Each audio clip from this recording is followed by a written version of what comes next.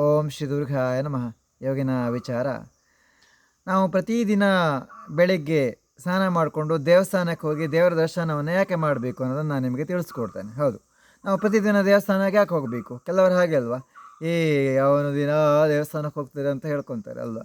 ಹೌದು, ನಾವು ಪ್ರತಿದಿನ ನಾವು ಮಲಗಿದಾಗ ಎಷ್ಟು ಆತ್ಮಗಳು ನಮ್ಮ ಆಚಾರ ವಿಚಾರಗಳನ್ನು ಬದಲು ಮಾಡಿರುತ್ತದೆ. ಹಾಗೆ ಎಷ್ಟೋ ನಮ್ಮ ನಮ್ಮ ನಮ್ಮ ದೇಹವನ್ನು ನಿಶಕ್ತತೆಗೊಳಿಸಿರುತ್ತದೆ. ಅಂದರೆ ಆರೋಗ್ಯ ಸಮಸ್ಯೆ, ಉಸಿರಾಟ ಸಮಸ್ಯೆ, ಆಹಾರ ತಿನ್ನೋಕ್ಕಾಗಲ್ಲ, ತಿಂದರೆ ಸರಿಯಾಗಿ ಜೀರ್ಣ ಆಗೋದಿಲ್ಲ, ಗ್ಯಾಸ್ಟ್ರಿಕ್ಕು, ಹೊಟ್ಟೆಲಿ ಉರಿ ಬೀಳೋದು, ಇನ್ನಿತರ ಹಲವಾರು ಸಮಸ್ಯೆಗಳು. ಆಯ್ತಾ. ಅದಕ್ಕೆ ನಾವು ಬೆಳಗ್ಗೆ 4:45ಗೆ ಎದ್ದು ಸ್ನಾನ ಮಾಡಿಕೊಂಡು 5 ಗಂಟೆ ಅಂದರೆ ದೇವರ ಮುಂದೆ ಕೂತ್ಕೊಂಡು ಒಂದು ತಾಸು ಶ್ರೀ ದುರ್ಗಾಯ ನಮಃ ಮಂತ್ರ, ಅಥವಾ ಓಂ ನಮಃ ಶಿವಾಯ, ಓಂ ಹಂ ಹನುಮತೆ ನಮಃ, ಅಥವಾ ಓಂ ನಮೋ ವೆಂಕಟೇಶಾಯ, ಅಥವಾ ಓಂ ಕ್ರೀಂ ಕಾಳಿಕಾಯ ನಮಃ, ಅಥವಾ ಓಂ ಪರಶುರಾಮಾಯ ನಮಃ, ಅಥವಾ ಓಂ ಜಮನಗ್ನೇಶ್ವರಾಯ ನಮಃ, ಅಥವಾ ಶ್ರೀ ರೇಣುಕಾದೇವಿ ನಮಃ, ಇನ್ನಿತರ ಮಂತ್ರಗಳನ್ನು ನಾವು ಹೇಳ್ಕೊಂಡು ಒಂದು ತಾಸು 6 ಗಂಟೆವರೆಗೆ. 6 ಗಂಟೆ ಆಯಿತಾ, ಬೈಕ್ ಇದ್ದರೆ ಬೈಕು, ಕಾರ್ ಇದ್ದರೆ ಕಾರು, ಸೈಕಲ್ ಇದ್ದರೆ ಸೈಕಲ್ಲು, ಇಲ್ಲ ಓಡ್ಕೊಂಡಾದರೆ ಓಡಿಕೊಂಡು ಬೇಗ ಹೋಗಿ. ಎಷ್ಟು ದೇವಸ್ಥಾನ ಇದೆ? ಒಂದು 3 ಕಿಲೋಮೀಟ್ರ್, 1 ಕಿಲೋಮೀಟ್ರ್ ಒಳಗೆ ಒಂದು 2-3 ವೀರಭದ್ರೇಶ್ವರ, ಶಿವ, ದೇವಿ, 5 ಸುತ್ತಿರಿಗೆ ಒಂದು ಸಾಷ್ಟಾಂಗ ಹೊಡೆದು 5 ಸುತ್ತಿರಿಗೆ ಒಂದು ನಮಸ್ಕಾರ ಮಾಡಿ ಬಂದುಬಿಟ್ರೆ ಈ ದಿನದ ನಮ್ಮ ದಿನಚರಿ ತುಂಬ ಚೆನ್ನಾಗಿರುತ್ತದೆ. ಅರ್ಥ ಆಯ್ತಾ? ಇಲ್ಲ ಅಂದರೆ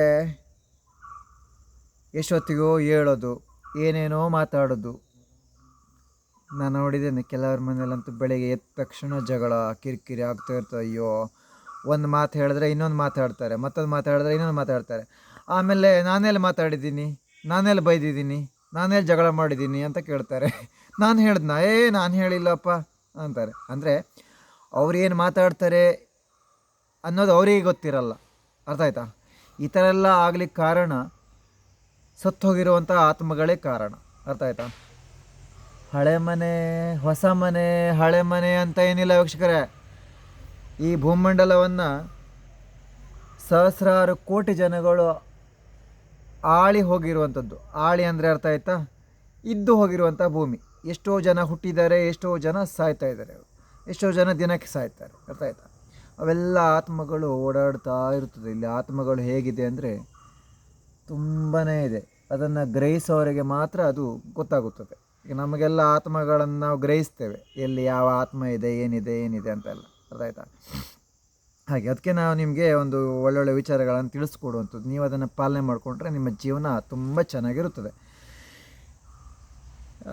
ಏನು ಗೊತ್ತಾ, ನಿಮ್ಮನೇಲಿ ಎಷ್ಟು ಜನ ಇದ್ದೀರಾ ಎಲ್ಲ ಒಟ್ಟಿಗೆ ಹೋಗಿ ದೇವಸ್ಥಾನಕ್ಕೆ ಹೋಗಿ ದರ್ಶನ ಮಾಡ್ಕೊಬಂದುಬಿಡಬೇಕು. ಆಗ ನಮ್ಮ ಎಲ್ಲರೂ ನಾವು ಶಾಂತತೆಯಿಂದ ನೆಮ್ಮದಿಯಿಂದ ಚೆನ್ನಾಗಿ ಮಾತಾಡ್ಕೊತ ಇರ್ಬೋದು.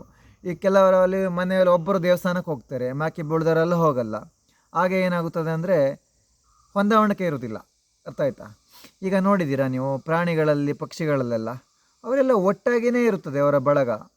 ದೇವಸ್ಥಾನಕ್ಕೆ ಹೋಗೋದಾದ್ರೆ, ಹಣ್ಣು ತಿನ್ನೋಕ್ಕೆ ಹೋಗೋದಾದ್ರೆ ಒಟ್ಟಿಗೆ ಹೋಗುತ್ತದೆ. ಯಾವ್ದಾದ್ರು ಒಂದು ಹಣ್ಣು ತಿನ್ನೋದಾದರೆ, ನಾನು ಪಕ್ಷಿಗಳೆಲ್ಲ ಗ್ರಹಿಸಿದ್ದೇನೆ, ಒಂದು ಹಣ್ಣಿದೆ ಅಂದರೆ ಅಲ್ಲಿ ಕರೀತಾರೆ ಎಲ್ಲ ಪಕ್ಷಿಗಳನ್ನು. ಆ ಪಕ್ಷಿ ಅವ್ರದ್ದೇ ಆದ ಒಂದು ಧ್ವನಿಯಿಂದ ಕೂಗುತ್ತದೆ. ಆಯಿತಾ? ಆಗ ಎಲ್ಲ ಪಕ್ಷಿಗಳು ಬಂದು ಒಂದೇ ಹಣ್ಣನ್ನು ಹಂಚ್ಕೊಂಡು ತಿನ್ನುತ್ತದೆ. ಗೊತ್ತಾ ನಿಮಗೆ? ಆದರೆ ನಾವು ಆಗ ನಾನು ತಿನ್ಕೊತೀನಿ, ನಾನು ಹೊಟ್ಟೆ ತುಂಬ್ಕೊತೀನಿ ಮೊದಲು, ಆಮೇಲೆ ಅವ ತಿನ್ನದೇ ಇರಲಿ. ನಮ್ಮ ಸಹೋದರ ಸಹೋದರಿ ಕುಟುಂಬದಲ್ಲೂ ಇದೆ, ಅಪ್ಪ ಅಮ್ಮ ಮಕ್ಕಳಲ್ಲೂ ಇದೆ. ಅದಾಯ್ತು, ಏನಿದ್ರು ನಾವು ಇವತ್ತಿನ ದಿನ ದುಡ್ಡಿನ ಮೇಲೆ ಡಿಪೆಂಡ್ ಆಗ್ತಾಯಿದ್ದೀವಿ. ಈ ಥರ ಆಗಬಾರ್ದು ವೀಕ್ಷಕರೇ. ಅರ್ಥ ಆಯ್ತಾ? ಅದಕ್ಕೋಸ್ಕರ ಈ ಥರ ಆಗಬಾರ್ದು ಅಂದರೆ ನಮಗೆ ದೇವರ ಆಶೀರ್ವಾದ ಇದ್ದರೆ ನಮಗೆ ಈ ಥರ ಸಮಸ್ಯೆಗಳು ಬರೋದಿಲ್ಲ. ಅದಕ್ಕೆ ಈ ಥರ ಸಮಸ್ಯೆ ಯಾರಿಗೂ ಬರಬಾರ್ದು. ನಾನು ಈ ಥರ ಸಮಸ್ಯೆಗಳೆಲ್ಲ ನಾನು ತುಂಬ ಒಂದು 10-15 ವರ್ಷದ ಹಿಂದೆ ತುಂಬ ಅನುಭವಿಸಿದ್ದೇನೆ. ಅದನ್ನೆಲ್ಲ ಅನುಭವಿಸಿ ನಾನು ದೇವರ ಒಂದು ಆಶೀರ್ವಾದ ಎಲ್ಲ ತಗೊಂಡು ವಿದ್ಯೆಗಳನ್ನೆಲ್ಲ ಕಲ್ತ್ಕೊಂಡು ನಮಗೆ ಎಲ್ಲ ಒಳ್ಳೆಯ ವಿಚಾರಗಳನ್ನು ತಿಳಿಸ್ಕೊಡ್ತಾ ಹೋಗ್ತಾನೆ ನೀನು ಹೆಚ್ಚಿನ ರೀತಿಯಲ್ಲಿ. ಅರ್ಥ ಆಯ್ತಾ? ಅದಕ್ಕೆ ನಾವು ಬೆಳಗ್ಗೆ ಎದ್ದ ತಕ್ಷಣ ಸ್ನಾನ ಮಾಡಿ, ಮಕ್ಕಳು ಸ್ನಾನ ಮಾಡಿಸಿ, ಮಕ್ಕಳಿದ್ದರೆ ದೇವಸ್ಥಾನಕ್ಕೆ, ವಯಸ್ಸಾದವರಿದ್ದರೆ ವಯಸ್ಸಾದವ್ರದ್ದು ಸ್ನಾನ ಮಾಡಿಸಿ ಅವ್ರನ್ನ ದೇವಸ್ಥಾನಕ್ಕೆ ಕರ್ಕೊಂಡು ಹೋಗಬೇಕು. ಅವ್ರು ಬರಲ್ಲ ಅಂದ್ರೂ ಕರ್ಕೊಂಡು ಹೋಗಬೇಕು. ಅರ್ಥ ಆಯ್ತಾ? ಯಾಕಂದರೆ ನಾವು ಚಿಕ್ಕವರಿದ್ದಾಗ ಅವರು ಹೊತ್ಕೊಂಡು ಹೋಗ್ತಾ ಇರಲಿಲ್ಲ ನಮ್ಮನ್ನು ದೇವಸ್ಥಾನಕ್ಕೆ. ಅಥವಾ ನಮಗೇನಾದರೂ ಸಮಸ್ಯೆ ಆದರೆ ವೈದ್ಯರ ಹತ್ರ, ವೈದ್ಯರು ಅಂದರೆ ಕೆಲವು ನಾಟಿ ಔಷಧಿ ವೈದ್ಯರು, ಇನ್ನೇನು ವೈದ್ಯರೆಲ್ಲ ಕರ್ಕೊಂಡು ಹೋಗ್ತಿದ್ರು. ವೈದ್ಯರಂದರೆ ಹಿಂದಿನ ದಿನಗಳಲ್ಲಿ ಋಷಿಗಳೇ ಇದ್ದರು, ಅವರೇ ವೈದ್ಯರು ಎಲ್ಲದಕ್ಕೂ. ಅರ್ಥ ಆಯ್ತಾ?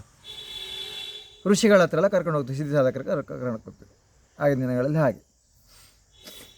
ಇವತ್ತಿನ ದಿನ ಆಗಲ್ಲ ಬಿಡಿ. ಇವತ್ತಿನ ದಿನ ನಿನಗೆ ಅದಾಗಿದೆ ಇದಾಗಿದೆ ಅಂತ ಕತ್ರಿನೇ ಹಾಕ್ತಾರೆ ಹೊಟ್ಟೆಗೆ, ತಲೆಗೆ, ಕೈ ಮೈ. ಸ್ವಲ್ಪ ಹುಷಾರಾಗಿರ್ಬೇಕು ನಾವು. ಅದಕ್ಕೆ ಒಳ್ಳೊಳ್ಳೆ ಆಹಾರಗಳನ್ನು ನಾವು ಸೇವನೆ ಮಾಡ್ಕೊಳ್ತಾ, ದೇವರ ದರ್ಶನಗಳನ್ನು ಮಾಡ್ಕೊಳ್ತಾ, ಯಾವುದೇ ರೋಗವನ್ನು ನಮ್ಮ ಮೈಗೆ, ನಮ್ಮ ದೇಹಕ್ಕೆ, ನಮ್ಮ ಹೊಟ್ಟೆಗೆ ಹಾಕ್ಕೊಳ್ಳದೆ ಆರೋಗ್ಯವಾಗಿ ಇರಬೇಕು ಅನ್ನೋದೇ ನನ್ನ ಒಂದು ಮಾರ್ಗದರ್ಶನದ ಉದ್ದೇಶ ವೀಕ್ಷಕರೇ. ಅರ್ಥ ಆಯ್ತಾ?